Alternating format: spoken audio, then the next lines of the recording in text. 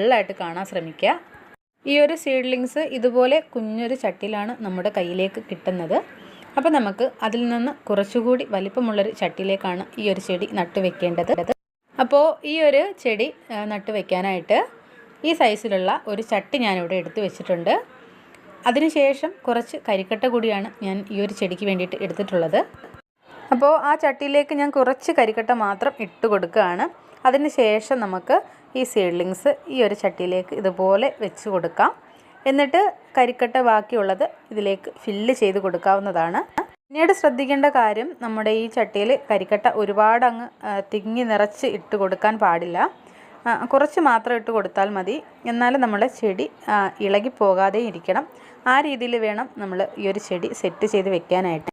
ഇത് കണ്ടില്ലേ, നമ്മുടെ ചെടി ഇപ്പം നല്ല രീതിയിൽ സെറ്റായിട്ടുണ്ട്. ഇതുപോലാണ് സീഡ്ലിങ്സ് നമ്മുടെ കയ്യിൽ കിട്ടിയാൽ നമ്മളത് പോട്ട് ചെയ്ത് വെക്കേണ്ടത്.